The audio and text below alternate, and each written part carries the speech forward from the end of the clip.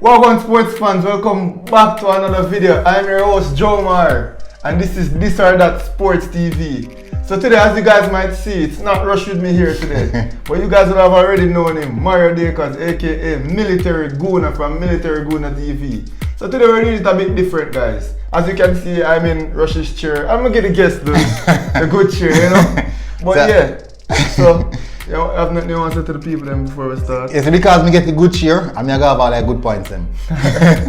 Alright, so today basically what we're gonna do, we're just gonna talk about school-wide football, but not Manning Cup as we normally do. We're gonna talk about the Costa Cup. So this man is a countryman, isn't he? So him there in the country, so him understand how the country footballer works. So we bring him in a town, in our studio today, for tell we, for update me and the fans them about the Costa Cup. So let's get right into it.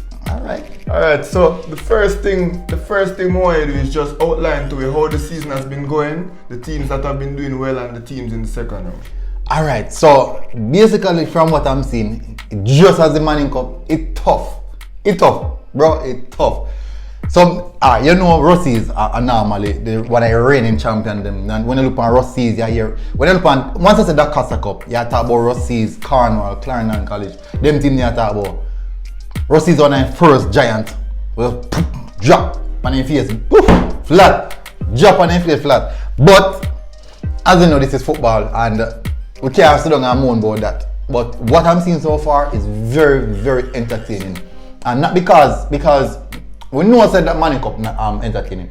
But I think this time around the DACOSTA Cup has a little bit more buzz to it than the Manning Cup. Just a little bit more. You might disagree now. You might disagree, but I think so. That sounds like the country bias. No. Alright. How me know? Go anywhere right now and speak about the Cornwall versus Clarendon College game. It is a game well highlighted. A lot of people are talking about that. Just the other day, you know, the JC versus Mona game was a game where a lot of people talk about, you know. But I just believe, based off of the feedback from me I get, that way more people are in tune. Maybe it could be that because of more school in the DACOSTA Cup, that could also the reason. But from what I'm seeing right now, maybe this season because we have more DACOSTA Cup teams, DACOSTA Cup kind of swing with more buzz. Alright, so can you tell us the teams, can you tell us which round of competition is going on right now and which teams are in it? Alright, so we're in the quarterfinals, and what we're seeing in the quarterfinals, well, a lot of teams. You want me calling names and yeah, man, go on through it, man, real quick. Alright, so I'm going to bring up the zone and what we're having in the zone. Alright, so group 1 we have Dintil, which one of my favorites. Dintil, even though I don't go Dintil, a child mom go, we're rival. But the reason why I carry them is because I'm a rival and then come from full yard. Yeah. So once we rival the good, so next year when we compete against them, again, we have to step up a game. So rivals always make it better. Believe that, yeah? So we have Dintil, Eden Allen in group 1, William Nid and Christiana. No, this group is a tough group. Reason being, William Nid and Dintil, they top their group. The problem is this now. William Nid came out of the group conceding, I think, almost about 1 goal they conceded. They conceded 1 goal, and it was when they played against Holland. It was a grudge match because Holland and William, just as them lapped up the side and side, yeah. That's how close the teams are.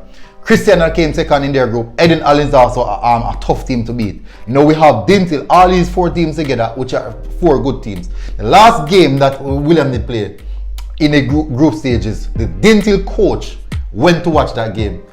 Down in the country area there. In go watch a game there because when me talk to him, he must say he need to know what the opponent's up to. So he went and watch a game to do him like a scouting report and so.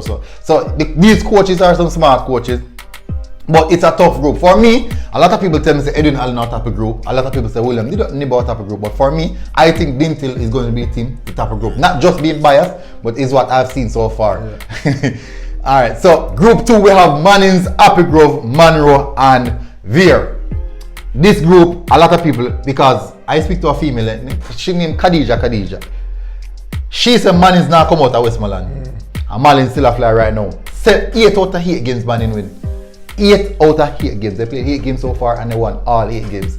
And them really flying. Happy Grove, The reason I have a little slight bias towards Apple Grove is because when I on my channel, when you go Apple Grove, they score a wicked goal and they my reason. So I just, because they look a relationship, get a little bias there. Not going to take away Monroe and Vieira though, but I strongly believe that these are the two teams that are going to be very, very difficult. The two teams more like team are going to go through, Mannings and Apple Grove. No, I think one team I got through, but I think it might be Mannings who will go through because they have looked really, really good so far. They have a very, very good program going forward. Now, Group 3, Stets, Garvey Massey from St. Thomas Tech. Tough group. Extremely tough group. Big names as well. Garvey Massey, a fly. Stets are going good as well. I score a goal, them a beat teams, man. Stets defeated St. Thomas Tech 6 pieces of chips. St. Thomas Tech got order, and Stets decided to serve them on a platter and give it to them. But for this group, I think that Garvey Massey will be the team to go through. No, it might be a case in which you go down to goal difference. So when it's Stets defeating St. Thomas Tech 6, that can be a decided factor. But I think Garvey Massey will be the team who's actually going to go through because of form and how well them are playing. That is just speaking based off what I'm seeing so far. You can only account for the games that them play, and Garvey Massey out of all of these teams are the most consistent team out of them all. Now, Group 4 now. Wicked group. Big group. So I know quite a few. So Coach Lambert, Coach Manchester, Emma Vassler do a very, very good program, Mr. Vassel. Clarendon College. I'm supposed to have the Clarendon. I'm supposed to speak with the Clarendon College coach quite soon. Cornell College, Mr. Dean Weatherly. Very, very good coach. Very, very good coach. And then Magrat is actually the weaker team in the zone. But those three teams, all them want to group. One team can come out, So that make it tough. What about three top teams right at this moment? Problem is this now. Clarendon College want come out. Cornell College want come out. Clarendon College and Cornell College are the two most established names in the group. In regards to the DACOSTA Cup titles, trophies, all them kind of something there. The two most consistent team in regards to that. Them face each other. Clarendon College prove themselves the more formidable opponent, defeating Cornell 2-1. Manchester defeated Magrat 4-0. If Manchester can at least meet Clarendon College and Cornell College and get even 2 draw, they will be in prime position to go through. They'll be in prime position to go through because Clarendon and Cornell already fluffy bag. They already Clarendon, in regards to goal difference, that is usually Clarendon. But it's a tough group. All four group tough. I would say Group 3 probably the more easier group, but it's good. So basically, that Messi setup so far and a certain setup. All right, that sounds good. Now that we are come closer to the semi-final, this or that Sports TV will be paying more close attention to the League Cup. But the next thing we want to talk to you about is, you want to tell me some standout players that have been, because in the Manning Cup we see Duncan McKenzie and Jamon Bartley, Christopher Pearson. You want to tell me any D-Cup standout players? Alright, so the thing about the DACOSTA Cup is this, is not like individual, it's not an individual talent thing, really a smash away the DACOSTA Cup. It's not individual talent, because I've seen even Clarendon College, it's not like say they have a specific player. Most of the top teams that I've seen so far, there's no specific top player who stand out. These are just well drilled and well coached teams. You have very good players on these teams now, but you won't see as specifically stand out like that. There's a striker William Nid. I can't remember his name, but the striker for William Nid is actually the most informed striker in the league so far. He's the most informed striker in the league so far. But from what I've seen, there's no specific standout player that is something that I like. I saw Duncan, the captain. That's the captain, right? Number 7. For Jersey, yeah. And yes, he looked really, really good. But I'm talking about some other players here where they work as a cohesive unit. Most of these teams work as a cohesive unit. So I don't necessarily see any standout player, not that I can recall to mind. Alright, and the last thing we want to talk about, you already mentioned the rest is that was a shocking early out.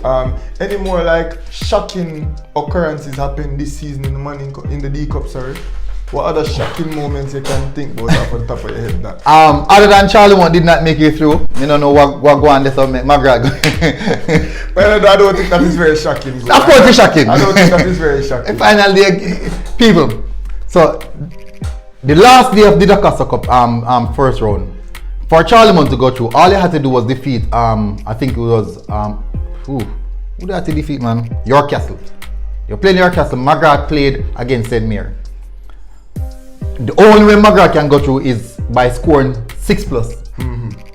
And you're telling me by the law of the game, say a team come and sit down and take 9-0 and that just now, man, sir? So are you implying that there's a conspiracy going on? Something going on? It could be a conspiracy. I mean, I'm implying, but it could be a conspiracy against Charlemont. I'm not sure. I'm not saying that, people. But the people are rough. It was very, very hard to take. All right. Now, let me see. You can't say most of the teams that went through the group were actually the teams that were playing really, really well. It's just so. I think Rossi's was a team who people would say that they would have required more from them, and they didn't get it. So I think that it's actually set up just as though it would set up. Maybe Glenmuir. Maybe, just maybe. Alright, and then the last thing we want to hear from you before we close off this video. You already told us who you think might make it to the semi-final. But who do you think will go on to win the DACOSTA Cup? Give me your one team prediction right now. Yesterday, me and Rush both made a consensus decision on Kingston College to come out superior in the Manning Cup. That's what we think. Who do you think will come out superior in the DACOSTA Cup when it's all said and done? Alright, first, I think that JC will come out superior to this. So you think JC will win the Manning Cup? Yeah, I think JC. So let's get to the DACOSTA Cup. As much as though I was, me really bring William Nib and Dintil as my two teams because of the William Nib now do well in the first half, in which I think that would actually be a surprise as well. But apart from that, I have to be honest. The former champions, these guys are playing really, really good football. I would thought that Cornwall and Clarendon would be the two teams to look to be the tough teams to go through. But what I've seen right now, I would definitely, if I should make a gamble, I'm not a gambling person, but if I should make a gamble, I would definitely take a safe bet on Clarendon College to lift the title. Clarendon College. Yeah, I'll take it. I'll take that safe bet.